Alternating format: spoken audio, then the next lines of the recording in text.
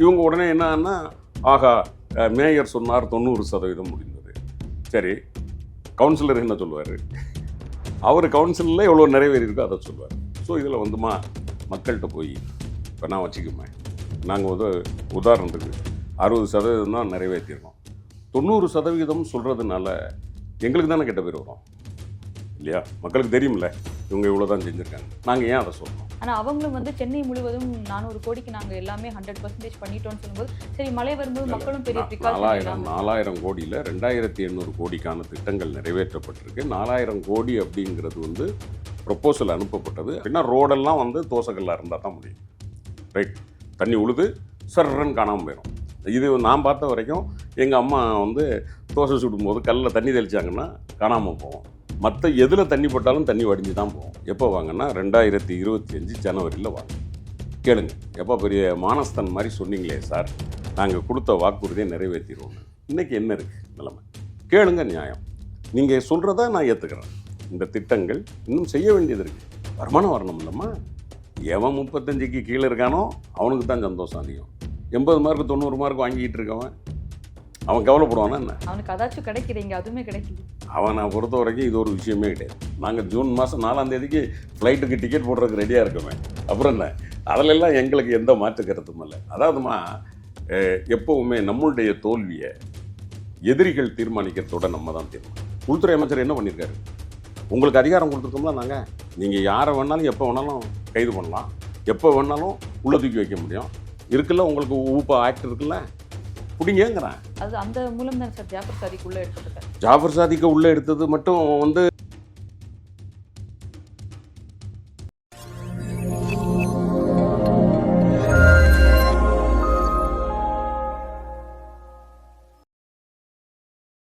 தாமரை நேயர்களுக்கு வணக்கம். இன்று நம்மோடு இணைந்திருக்கும் சிறப்பு விருந்தினர் திமுகவின் செய்தி தொடர்பு செயலாளர் மற்றும் பேராசிரியர் திரு கான்ஸ்டன்டின் ரவீந்திரன் அவர்கள். வணக்கம் சார். திமுகவின் 3 ஆண்டு கால ஆட்சி முடிவடைந்துள்ளது. இந்த 3 ஆண்டு கால ஆட்சியில் மக்களும் தமிழகமும் எப்படி இருக்குன்னு நினைக்கிறீங்க? மகிழ்ச்சியாக இருக்கிறது, செழித்து இருக்கிறது. நாட்டு மக்கள் நிம்மதியாக இருக்கிறார்கள். தனிப்பட்ட முறையில் ஒவ்வொருவருக்கும் ஏதேனும் ஒரு வகையில் அவர்கள் பயன்பெறக்கூடிய வகையில், ஒவ்வொரு குடும்பமும் பயன்பெறக்கூடிய வகையில் திட்டங்கள் தீட்டப்பட்டிருக்கிறது.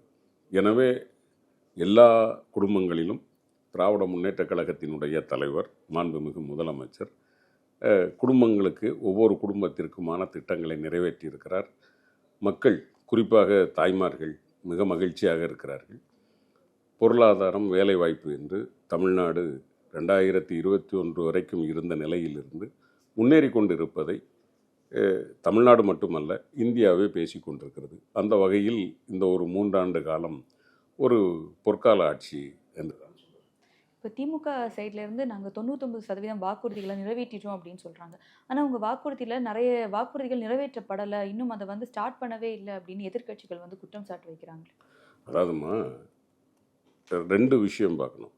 ஒன்று, தலைவர் சட்டமன்றத்தில் நாங்கள் கொடுத்த வாக்குறுதிகளில் எவ்வளவு நிறைவேற்றியிருக்கிறோம் அப்படிங்கிறது ஒன்று. இன்னொன்று, நாங்கள் அறிவிக்கிற திட்டங்கள் இருக்கு இல்லையா, இதில் வந்து அரசு ஆணை பிறப்பிக்கப்பட்டது எவ்வளோ, இது 2 ரொம்ப முக்கியம். இப்போ நீங்கள் 2014 2021 ஜெயலலிதா அம்மையார் அறிவித்த திட்டங்கள் ஏறத்தாழ நீங்கள் பார்த்தீங்கன்னா ஒரு 2.5 லட்சம் கோடிக்கு அறிவிச்சிருப்பாங்க. ஆனால் ஆணை பிறப்பிக்கப்பட்டது எத்தனைன்னு பார்த்தீங்கன்னா ஒரு 30,000 கோடிக்கு தான் இருக்கும். ரைட்.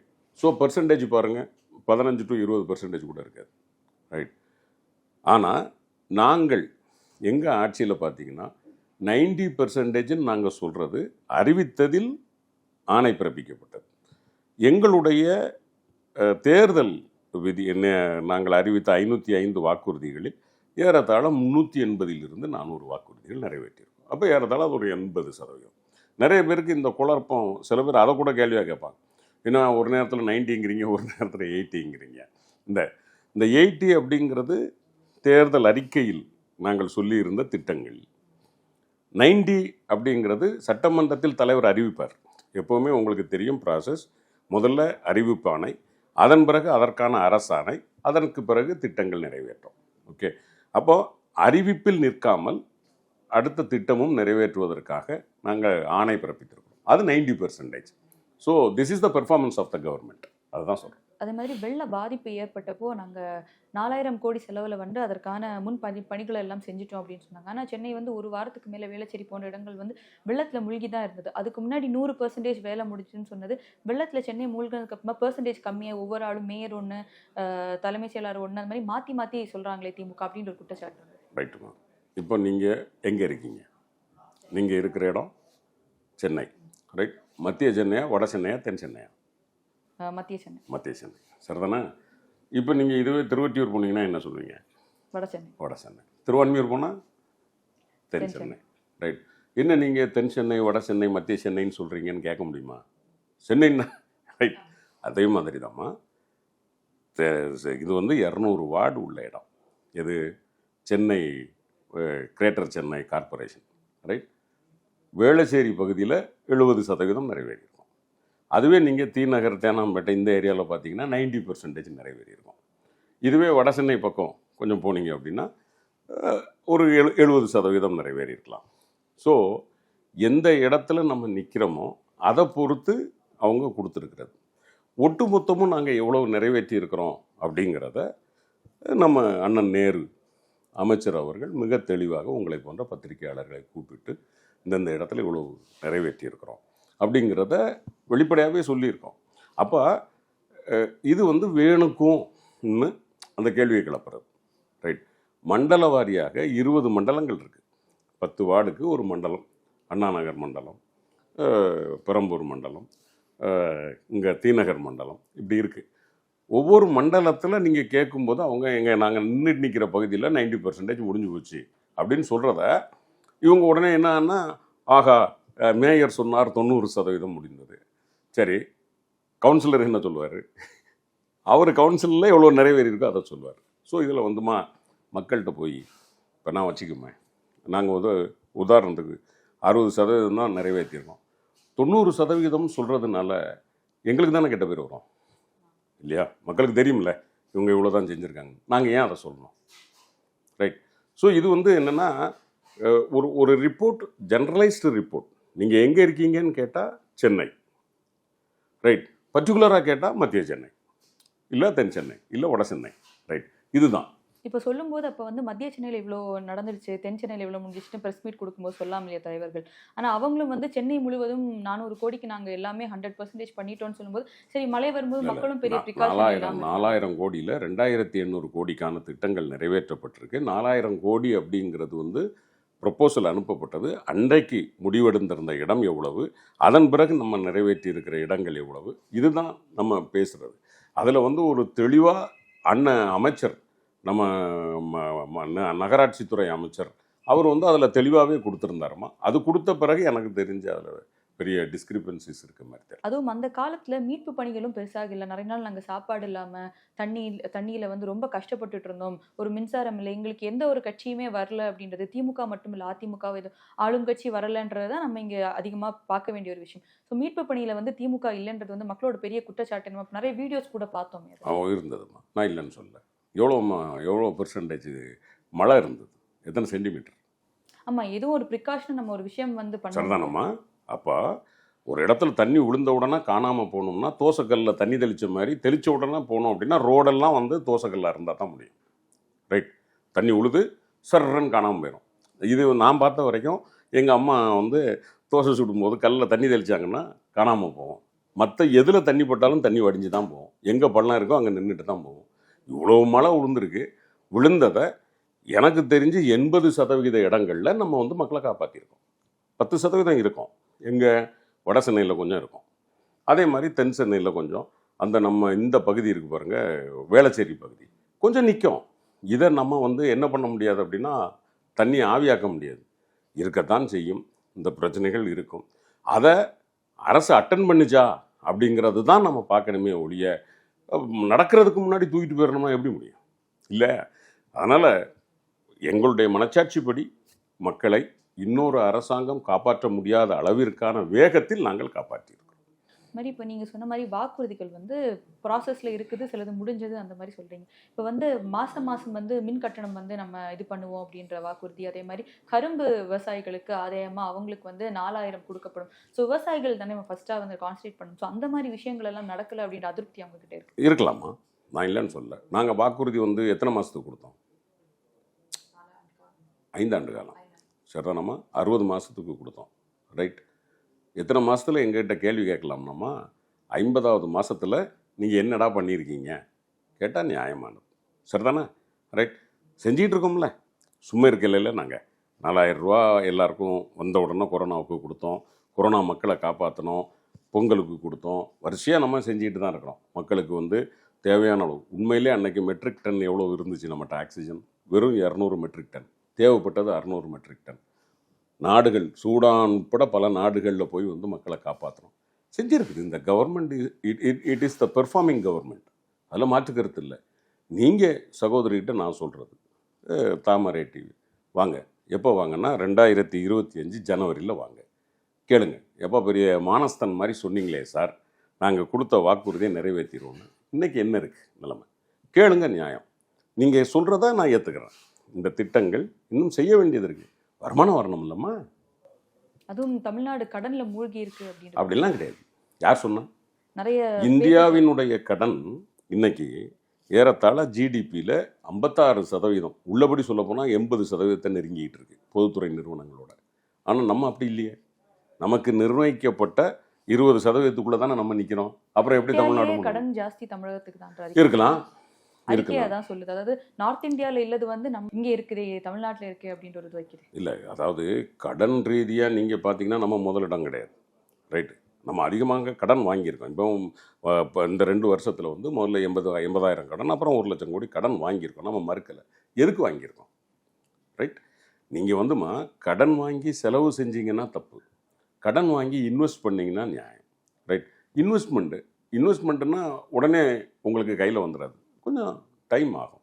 அப்போ நம்ம கையில் எடுக்கும்போது இந்த மக்கள் எப்படி இருந்தாங்க? சரி, நான் கேட்குறேம்மா, நீங்கள் சொல்கிறீங்கல்ல, நாங்கள் கையில் எடுத்தோம்ல, எடுக்கும்போது எந்த குடும்பத்துக்காவது ஒரு 1000 ரூபா வருமானத்துக்கு உத்தரவாதம் இருந்துச்சா? நாங்கள் இன்றைக்கி 1,16,00,000 தாய்மார்களுக்கு, குடும்பத்துக்கு 1,16,00,000 குடும்பத்துக்கு எது எப்படி போனாலும் 15ஆம் தேதி உங்களுக்கு 1000 ரூபா உறுதி உண்டா இல்லையா? தகுதி வாய்ந்த பெண்கள்லாம் மாற்றிட்டீங்க. 1,4 கோடி இல்லைம்மா, 1,4 கோடி இல்லை. எப்படி இதுவரைக்கும் ஏதாவது ஒரு திட்டம் எல்லாருக்கும் கொடுத்த திட்டத்தை சொல்லுங்களேன் சார். நீங்கள் எலெக்ஷன் மேனிஃபெஸ்டோலையோ இல்லை வந்து அறிக்கை, இந்த நம்ம தேர்தல் பிரச்சாரம் பார்க்கும்போது நாங்கள் தகுதியான பெண்கள், இந்த கோட்பாடு கீழே உள்ளவங்களுக்கு கண்டிப்பாக கிடைக்கும் சொல்லி வாக்கு வாங்கியிருக்கலாம்ல.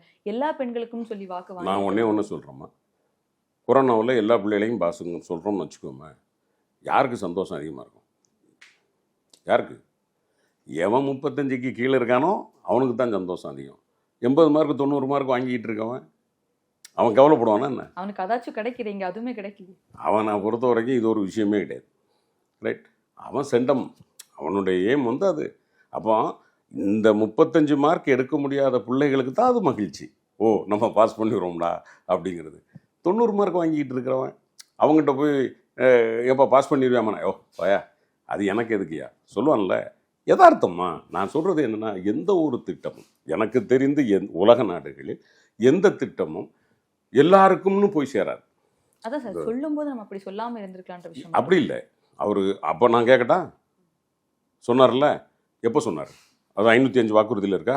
தேர்தல் பிரச்சாரத்தின் 505 மக்களிடையே போய் சேரும். 505 வாக்குறுதியில் இருக்கா? அதில் இல்லை. தனியாக தானே கொடுத்தாரு. தனியாக கொடுக்கும்போது முதல்ல என்ன சொன்னார்? பொருளாதாரம்னு சொன்னார். என்ன சொன்னார்? 1 ட்ரில்லியன் நான் கொண்டு வந்துடுவோம்னாரு. அதுக்கப்புறம் அடுத்தால தானே இதை அறிவிக்கிறாரு. அப்போ 1 ட்ரில்லியன் பொருளாதாரம் வந்த பிறகு தானே 1000 ரூபா கொடுக்கணும். அதானே நியாயம்? நீங்கள் பிரச்சாரம்லாம் 2வது பிரச்சாரத்தில் தான் நாங்கள் அதையும் தான் சொல்கிறோம். 7 வாக்குறுதி கொடுத்தாரு. நான் தான் திருச்சி மாநாட்டை ஒருங்கிணைத்தவன், எனக்கு தெரியும். மேடையில் பொருளாதாரத்தில் இது அப்படின்னு சொல்லிட்டு வந்துட்டு வறுமை ஒழிப்பு திட்டம், அதில் வந்து இன்னும் நம்ம வந்து இத்தனை லட்சம் குடும்பங்களை மேலே கொண்டு 1 கோடி குடும்பங்களை வறுமை கோட்டிற்கு மேலே கொண்டு வர வேண்டியிருக்கு. அதுக்கப்புறம் தான் அதை சொல்கிறாரு. வறுமையில் இருக்க, அதாவது தாய்மார்களுக்கு வந்து 1000 ரூபா கொடுக்கப்படும். நீங்கள் சொன்னது நிஜம், யாருக்குன்னு சொல்லலை. தாய்மார்களுக்கு நம்ம 1000 ரூபா கொடுப்போம்னு சொன்னோம். யதார்த்தம், இன்றைக்கி 1,16,00,000 பேர் கொடுத்துருக்கோம். நாளைக்கு இன்னும் பொருளாதாரம் வளரட்டும். இப்போ என்ன 2,5 லட்சம் அறிவிச்சிருக்காருல்ல, நேற்று அறிவிச்சிருக்காருலம்மா, நீங்கள் வரும்போது உங்களுக்கு தெரியும் 2.5 லட்சம் பேர் இனிமேல் நீங்கள் அப்ளை பண்ணலான்னு சொல்லியிருக்காங்க. அப்போ ஒரு கோடி, 1,16,00,000, இப்போ 1,18,50,000. ஸோ வருமானம் வர வர முதலமைச்சர் செய்யக்கூடியவர் அப்படிங்கிறது தாய்மார்களுக்கு தெரியும், செய்வார். அதே மாதிரி சட்ட ஒழுங்கு பிரச்சனை வந்து திமுகவோட ஆட்சி காலத்துல அதிகமாவே இருக்குது போன ஆட்சியை விட அப்படின்ற ஒரு குற்றச்சாட்டு. எனக்கு ஒன்று சொல்லுங்கம்மா, சட்டம் ஒழுங்குனா என்னம்மா? இப்போ நீங்க சொல்றபடி இப்போ யாரோ ஒருத்தங்களை கொல்றது அப்படி கிடையாது. இந்த லாக்அப் டெத்தே நடக்குது சார். 12 பேர் சார் லாக்அப் டெத். சகோதரி, நீங்கள் ஒரு பத்திரிகையாளர், உங்களுடைய அறிவை நான் மதிக்கிறேன். சட்டம் ஒழுங்குனா என்ன? ஒரு குழு, அதாவது ஒரு ஜாதிய குழுவாக இருக்கலாம், அல்ல ஒரு இனக்குழுவாக இருக்கலாம், அல்ல ஒரு மதக்குழுவாக இருக்கலாம், இதனால் ஏற்படக்கூடிய கலவரத்தால் இன்னொரு பாதிக்கப்படுறது. அதாவது வாழக்கூடிய மக்களில் ஒரு 10% மக்களாவது குறைந்தபட்சம், நான் சொல்கிறது இப்போ நம்ம 8 கோடின்னா ஒரு 80 லட்சம் பேர் எப்பவும் ஒரு பயத்திலே இருக்கிறாங்கன்னு வச்சுக்கோங்களேன். நமக்கு ஏதோ ஒன்று நடந்துடும், அதுதான் சட்டம் ஒழுங்கு. மற்றபடிமா கிரிமினல் ஆக்டிவிட்டீஸ் இது. ஒருத்தன் வெட்டுறதோ குத்துறதோ இது வந்து ஒரு கிரிமினல் ஆக்டிவிட்டீஸ். இந்த டெண்டன்சி தமிழ்நாட்டில் மட்டும்தான் இன்க்ரீஸ் ஆகிருக்குன்னு நினைக்கிறீங்களா நீங்கள்? கொரோனாவிற்கு பிறகு உலகளாவிய அளவில் நீங்கள் க்ரைம் ரேட் எடுத்து பார்த்தீங்கன்னா உலகளாவிய அளவில் அது இன்க்ரீஸ் ஆகிருக்கு, மறுப்பதற்கு இல்லை. அதுக்காக அதை நம்ம ஆமாம் அப்படின்னு சொல்லிட்டு விட்டுட்டு போகிறதில்ல, நடவடிக்கை எடுக்கிறோமா இல்லையா? லாக்அப் டெத்தில் நீங்கள் சொல்கிறீங்க, லாக்அப் டெத்தில் முதல்ல தமிழ்நாட்டில் அதிகாரிகள் மீது நடவடிக்கை எடுத்த அரசு தளபதி மு.க. ஸ்டாலின் அரசு. உங்களுக்கு தெரியுமில்ல, சட்டமன்றத்தில் அறிவிச்சாரா இல்லையா? அதே அதான் சொல்கிறேன், நம்ம சென்னையில் நடந்த வழக்குக்கு நம்ம விக்னேஷ் கொலை நடந்துச்சுல்ல. அப்போ நீங்கள் எதை பார்க்கணும்னாமா, நடக்கிறத தடுக்க முடியுமானா ஒரு குரூப்பாக திட்டம் போட்டு பண்ணுறாங்கன்னா நம்ம தடுத்துட முடியும். ஏன்னா உளவுத்துறை ரிப்போர்ட் வந்துடும். நீங்களும் நானும் தனிப்பட்ட முறையில் ஏதோ ஒரு பிரச்சனை வெட்டிக்கிறோம் குத்திக்கிறோம்னா நடந்த உடனே நடவடிக்கை எடுக்கப்படுதா? நிச்சயமாக எடுக்கப்படுது, அட்டன் பண்ணுறோம். அதுமாதிரி போதைப் பொருளால் இளைஞர்கள் எல்லாமே அதோட தாக்கத்தில் வந்து கொலை பண்ணுறது, இந்த மாதிரி விஷயங்கள் நிறைய நம்ம பார்க்குறோம். இப்போ அந்த போதையை வந்து கட்டுப்படுத்தணும் இல்லையா? போதை கட்டுப்பாடு அதிகமாக இருக்குது. உண்மை. இந்தியாவிலே அதிகமான போதை எங்கே இறக்குமதி ஆகுது சார்? நம்ம இந்தியா பக்கம், நம்ம தமிழ்நாடு பார்க்கணும் சார். அப்படி பார்க்க முடியாது, அப்படி பார்க்க முடியாதுல்ல. நீங்கள் கள்ள சாராயம்னு அந்த மாநிலத்தில் கேட்கலாம். நீங்கள் சொல்கிற இந்த லாக்ரி வஸ்துகள் அல்லது போதைப் பொருட்கள் இது தமிழ்நாட்டில் விளையலை, இறக்குமதி ஆகுது. எங்கேருந்து இறக்குமதி ஆகுது? குஜராத் துறைமுகத்தில் இறக்குமதி ஆகுது. குஜராத் துறைமுகத்தை இறக்கியாகி மாநிலங்களுக்கு வருது. உள்துறை அமைச்சர் என்ன பண்ணுறாருன்னு கேட்குறேன். நம்ம தமிழத்தை நம்ம காப்பாற்றணும் இல்லையா? இந்தியாவை காப்பாற்ற வேண்டியது அவர் பொறுப்பா இல்லையா? அவர் என்ன செய்யறாரு? அவர் என்ன செய்யறாரு? நான் என்னுடைய கேள்வி என்னன்னா, இட் இஸ், நான் சொல்றது கேரளா, கர்நாடகா, தமிழ்நாடுன்னு நான் தனித்தனியே சொல்ல, இட் இஸ் த நேஷனல் ப்ராப்ளம்ங்கிறேன். ரைட்? ஒரு ஒரு ஒரு இது கடத்தப்படுவது என்பது நான் குஜராத்துன்னு தனிப்பட்ட முறையில் கூட சொல்ல. ஏன்னா அது சொன்னால் நான் உடனே மோடிக்காக சொல்கிறேன்னு சொல்லிடுவேன். அப்படி இல்லை. குஜராத்தோ கர்நாடகாவோ ஆந்திராவோ எந்த மாநிலமாக இருந்தாலும் இது வந்து ஒரு நேஷனல் ப்ராப்ளம். இதை யாரை இது பண்ணணும், அட்டன் பண்ண வேண்டியது யார்? உள்துறை அமைச்சர் என்ன பண்ணியிருக்காரு? உங்களுக்கு அதிகாரம் கொடுத்துருக்கோம்ல நாங்கள். நீங்கள் யாரை வேணாலும் எப்போ வேணாலும் கைது பண்ணலாம், எப்போ வேணாலும் உள்ள தூக்கி வைக்க முடியும். இருக்குல்ல, உங்களுக்கு ஊப்பா ஆக்ட் இருக்குல்ல, பிடிங்கிறேன். அது அந்த மூலம் தான் சார் ஜாஃபர் சாதிக் உள்ளே எடுக்கப்பட்டார். ஜாஃபர் சாதிக்கு உள்ளே எடுத்தது மட்டும் வந்து சரியில்லை. ஜாஃபர் சாதிக்கு உள்ளே போயிட்டார், இப்போ நின்றுச்சா? அப்போ நீங்கள் வேணுக்கும் அவர் மூலமாக என்னென்ன வருதுன்றது அதான் சொல்கிறேன். அப்போ ஒருத்தரை பிடிச்சிருக்கீங்க, ரைட், நான் பாராட்டுறேன். மீதி அவர் உள்ளே போனதுக்கப்புறம் எப்படி நடக்குது? அப்போ யாரோ உங்களுக்கு வேண்டியவங்களை விடுறீங்க, வேண்டாதவங்களை பிடிக்கிறீங்கன்னு குற்றச்சாட்டு வைக்கலாம்ல. நம்ம அதுக்குள்ளே போக வேண்டாம். நம்மளை பொறுத்த வரைக்கும் இந்த சமூகம் நல்லா இருக்கணும். இந்த மக்கள், எனக்கு முதல்ல தமிழ் சமூகம் நல்லா இருக்கணும். அதனால தான் நம்ம வந்து என்ன பண்ணியிருக்கோம் அப்படின்னா 3 ஆக்ஷன் இது வரைக்கும் எடுத்திருக்கோம். ஸ்பெசிஃபிக்காக 1.0 கஞ்சா ஒழிப்பு, 1.0 போதைப் பொருள் தடுப்பு, 2.0, அடுத்தது இப்போ 3.0. எத்தனாயிரம் வழக்குகள் போட்டிருக்கோம். ஒன்று தெரியுமாம்மா, இது வந்து தளபதி வந்துட்டாருன்னு உடனே அப்படின்னு வித்துற மாட்டான். இதுக்கு முன்னாடி இருந்த அரசு அவங்களே அமைச்சர்களே காசை வாங்கிக்கிட்டு முதலமைச்சர் உட்பட அன்னைக்கு தேவைப்பட்டவங்களுக்கெல்லாம் கொடுக்க வேண்டியதை கொடுத்துட்டு விட்டுட்டாங்க, ஆக்ஷன் எடுக்கலை. அதனால உங்களுக்கு தெரியல. இன்னைக்கு நம்ம ஆக்ஷன் எடுக்கிறோம், உங்களுக்கு தெரியுது. இங்க ஆக்ஷனை விட வந்து ஜாஃபர் சாதிக்னு ஒருத்தர் அரெஸ்ட் பண்ணப்பட்டப்போ அப்புறம் நிறைய இடத்துல பார்க்கணும் சிசிடிவி கேமரா, இளைஞர்கள்லாம் நைட் நேரத்தில் இந்த போதையில போய் வெட்டுறது, அதுக்கப்புறம் தானே இது அதிகமாக தெரியுது. எப்பவுமே சும்மா விட்ட மாட்டாங்கம்மா. இது வரைக்கும் நீங்கள் சுதந்திர இந்தியானில் அதுக்கு முன்னாடியே வெட்டு குத்து அப்படிங்கிறது எவனும், ஏன்னா எல்லாரும் மனுஷன், மனித தன்மையை மீறுகிற போது தான் அந்த தவறு நடக்கும். அப்போ அவன் ஏதோ ஒன்றில் இன்ஸ்டிகேட் ஆகிருப்பான். ஒன்றில் சாராயமாக இருக்கலாம், இல்லை அபினா இருக்கலாம், ஏதோ ஒரு போதையில் தான் அது நடக்கும். ரொம்ப ரேராக தான் யதார்த்தமாக நடந்துட முடியும். அப்படி பார்க்கும்போது நான் வக்காலத்து வாங்கலை, இருக்குது, நடவடிக்கை எடுத்துக்கிட்டு இருக்கிறோம், கண்ட்ரோல் பண்ணுவோம். ஆனால் நான் இப்பொழுதும் சொல்லுவேன், ஒன்றிய உள்துறை அமைச்சர் அமித்ஷா கம்ப்ளீட்லி ஃபெயில்டு. அதான் என்னுடைய குற்றச்சாட்டு. மாதிரி ஸ்டெர்லைட் ஆலயம் அது தொடர்பாக அருணா ஜெகதீஷன் அவங்க தலைமையில் குழு அமைச்சு அதுக்கான அறிக்கையும் அவங்க கொடுத்துட்டாங்க. அந்த அறிக்கைக்கு பிறகு தமிழ்நாடு அரசு என்ன முடிவெடுத்தது அப்படின்ற ஒரு கொஸ்டின் மார்க். என்ன இப்போ ஸ்டெர்லைட் திறந்துருக்கமா? என்ன ஒன்றும் இல்லை, திறக்க மாட்டோம், அவ்வளோதானே. நம்ம மக்களுக்கு அதானே கொடுத்தோம் வாக்குறுதி, திறக்க மாட்டோம். இப்போ வரப்போகிற நடந்துட்டு இருக்க இந்த தேர்தல் இதோட ரிசல்ட்டும் வரப்போகுது. ஐஎன்டி கூட்டணியில் வந்து எல்லாருமே வந்து பாஜக வந்து 400 எடுக்குமா இல்லை 300 கீழே எடுக்குமா 200 கீழே எடுக்குமான்றதை பேசுகிறாங்களே தவிர நாங்கள் வெற்றி பெறுறோம் பாஜக தோல்வி அடையும் அப்படின்ற இதில் வராமல் 400லாம் வரமாட்டாங்கன்றதை பேசுகிறாங்களே தவிர ஐஎன்டி கூட்டணி ஜெயிக்குமான்றது பேச மாட்டாங்க. யார் பேசலை? மல்லிகார்ஜுன் கார்கே என்ன சொல்லியிருக்காரு? பாஜக ஆட்சிக்கு வராது, நான் உறுதியளிக்கிறேன் சொல்லியிருக்காரா? ஜூன் மாதம் நாங்கள் ஆட்சியை பிடிக்கிறோம், ஜூலை மாதம் 4ஆம் தேதி ஒவ்வொரு தாய்மார்கள், ஏழை தாய்மார்கள் அக்கௌண்ட்டில் 8500 ரூபா வந்து விடும் ராகுல் காந்தி பேசியிருக்காரா? தளபதி மு.க. ஸ்டாலின் 19 வரைக்கும், தேர்தல் ஏப்ரல் 19 வரைக்கும் நாங்கள் ஆட்சியை பிடிப்போம், பிடித்தால் என்ன செய்வோம்னு சொல்லியிருக்காரா? எல்லா தலைவர்களும் பேசி கொண்டிருக்கிறோம். ஆனால் எப்பவுமேம்மா யார் ஆட்சியில் இருக்காங்களோ அவங்கள வரவிடாமல் ஆக்குவது அப்படிங்கிறது தான் பேச்சாக இருக்க முடியும். நாங்கள் வருவோம், அதுக்கு அர்த்தம் என்ன அர்த்தம்? ரைட், நீங்கள் என்கிட்ட கேள்வி கேட்குறீங்க அப்படின்னா, சார் நான் உங்கள்கிட்ட கேள்வி கேட்குறேன் அப்படின்னா அதுக்கு என்ன அர்த்தம்? நான் பதில் சொல்லணும் தானே அர்த்தம். ஏன் நீங்கள் பதில் சொல்லணும்னு சொல்லின்னு கேட்க முடியாதுல்ல, இல்லையா? ஸோ அண்டர்ஸ்டுட், மோடி வரமாட்டார், ஓகே, அப்போ யார் வருவா? இந்தியா கூட்டணி தான் வரும். இந்தியா இப்போ அங்க சொல்ல முடியுது மோடி வரமாட்டார்னு, இங்க வந்து யாரு வரமாட்டான்னு கேக்குறேன். கூட்டணி தான் இருக்கு, தலைவர் யார் இங்க வேட்பாளர்? கூட்டணிக்கு என்ன தலைவர் வேண்டி இருக்கு?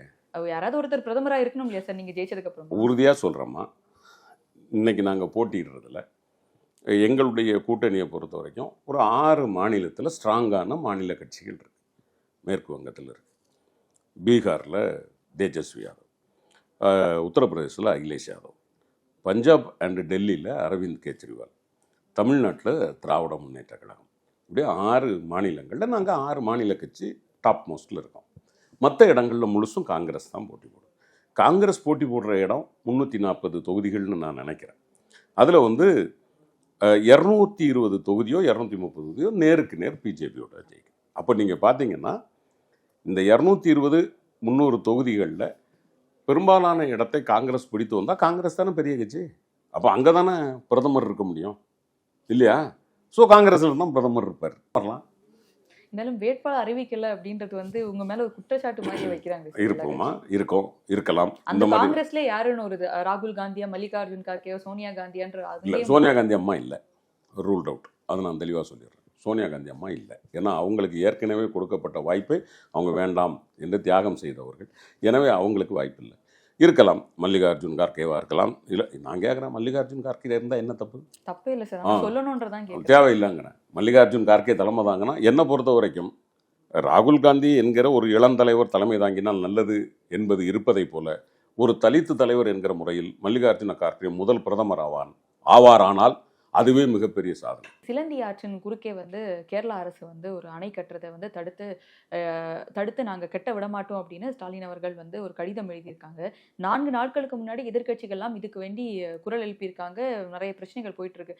4 நாட்கள் எதுவுமே ரியாக்ட் பண்ணாமல் இருந்து ஸ்டாலின் அவர்கள் இன்னைக்கு கடிதம் மட்டும் தானே எழுதியிருக்காரு. 4 நாட்கள் சரி, என்ன செய்யலாம் ஒரு முதலமைச்சரா? இல்லை சார், 4 நாட்கள் ஆச்சா எடுத்துதா? நான் கேட்கறது என்னன்னா, பேசியிருப்பாரு, கவுண்டர் பார்ட்டோட பேசியிருப்பாரு, அந்த முதலமைச்சரோட அதில் பேசி தீர்க்கலாம்னு ட்ரை பண்ணியிருப்பாங்க, இருந்திருக்கலாம்ல. ஒரு முதலமைச்சர் வந்து அப்படி இருந்துருவாரா? பாராமுகமாக இருந்துட முடியுமா? விவசாயிகளுடைய பிரச்சனை, தமிழ்நாட்டிற்கான நீர் பிரச்சனை, அப்படி இருந்துருவாரா என்ன? அப்படிலாம் இல்லை, கிடையாதும்மா. தவறான தகவல் சொல்லாதீங்க. யார் போட்டா? யார் மீது போடப்பட்டது சொல்லுங்க. 2 விவசாயிகள் மீது குண்டர் சட்டம் போடப்பட்டதா நிறுத்தப்பட்டதா? முதல்ல நான் ஒன்று என்ன சொல்கிறேம்மா, நீங்கள் விவசாயியான்னு பாருங்கள். விவசாய போராட்டத்தில் கலந்துகிறவர்கள் எல்லாம் விவசாயி நீங்க முடிவு எடுத்தீங்கன்னா அதுக்கு நான் வந்து டெல்லியில வந்து பிஜேபி வைக்கிறாங்க, அங்க போராடுற எல்லாரும் விவசாயிகள் கிடையாது. அப்ப மட்டும் இங்க இருக்க கட்சிகள் எல்லாமே வந்து நீங்க காரை ஏத்தி கொண்டவன் விவசாயின்னு இருக்குல்ல, இவங்களுக்கு விவசாயின்னு இருக்கான்னு கேட்கறேன். நான் அந்த விவாதத்துக்குள்ளே போகல. ஒண்ணு என்னன்னா, நான் பிளண்டா மறுக்கிறேன், யார் மீதும் எந்த விவசாயி மீதும் குண்டர் சட்டம் திமுக ஆட்சியில் போடப்படவில்லை, முடிஞ்சது. இப்போ இந்த வரப்போகிற இந்த தேர்தலில் வந்து திமுகவும் சரி ஐஎன்டி கூட்டணியும் கண்டிப்பாக வெற்றி பெறும் அப்படின்றதுல ரொம்ப உறுதியாக இருக்கீங்க? நிச்சயமாக இருக்கோம். நாங்கள் ஜூன் மாதம் 4ஆம் தேதிக்கு ஃப்ளைட்டுக்கு டிக்கெட் போடுறதுக்கு ரெடியாக இருக்கோமே. அப்புறம் என்ன, அதிலெல்லாம் எங்களுக்கு எந்த மாற்று கருத்தும் இல்லை. அதாவதுமா எப்பவுமே நம்மளுடைய தோல்வியை எதிரிகள் தீர்மானிக்கிறதோட நம்ம தான் தீர்மானிப்போம். என்னுடைய பிஹேவியர், என்னுடைய பேச்சு, பிரதமர் நரேந்திர மோடி 2019 எப்படி பேசியிருக்காருன்னு பார்த்துருக்கீங்களா? இப்போ எப்படி பேசுகிறாருன்னு பார்க்குறீங்களா? ஒரு பத்திரிகையாளரா உங்களுக்கு ஒரு தலைவரை பிடிச்சிருக்கலாம், பிடிக்காம, அது வேற விஷயம். பொது வெளியில் 2019 ஏன்னா 2014 it was not the mandate for Modi, right? அன்னைக்கு ஆன்டி காங்கிரஸுக்கு எதிராக பிஜேபி அப்படிங்கிறது. ஸோ அதை விட்டுறலாம். 2019 மோடிக்கானது, ரைட்? மேண்டேட் மக்கள் கொடுக்கும்போது அன்னைக்கு மோடியோட பேச்சு எப்படி இருந்தது, என்னென்ன மாதிரி இருந்தது? இன்னைக்கு ஏதாவது ஒரு இடத்துல ஒன்று பேசி அதில் அவர் ஸ்ட்ராங்காக நிற்கிறாரா? ரைட்? ஒன்றே ஒன்று தான். என்னை பொறுத்த வரைக்கும் அவர் ஒரு ரைட் விங் ஆதரவாளர், அதில் மாற்று கருத்தே கிடையாது. ரைட் விங் ஆதரவாளர் அப்படின்னாவே ஏதோ ஒரு வகையில் ஒரு தீவிரவாத போக்கு இருக்கும். அதே மாதிரி லெஃப்ட் விங்குனா அதுலேயும் ஒரு தீவிரவாத போக்கு இருக்கும், ரைட்? அப்போ நீங்கள் அதிலிருந்து ஒரு மென்மையான இடத்துக்கு வரீங்களே, செக்குலரிசம் பேசுகிறீங்க, சோசியல் ஜஸ்டிஸ் பேசுகிறீங்க, இதெல்லாம் உங்களுக்கு சம்மந்தம் இல்லாத விஷயம். நீங்கள் செக்குலரிசம்ங்கிற வார்த்தையவே தூக்கணும்னு சொன்னாள், அப்புறம் நீங்கள் செக்குலரிசம் பேசுகிறீங்கன்னா ஸோ உங்களுக்குள்ள ஒரு தடுமாற்றம் வருது. இந்த தடுமாற்றம் எங்களுக்கு அறிகுறி, பாஜக தோற்கிறது, ரைட்? ஸோ நாங்கள் வெற்றி பெறுகிறோம். சரி, எங்களோட இணைந்து பல்வேறு கருத்துக்களை பகிர்ந்ததுக்கு ரொம்ப நன்றி. உங்களுக்கும் தாமரை டிவி நேயர்களுக்கும் மனமார்ந்த வாழ்த்துக்கள்.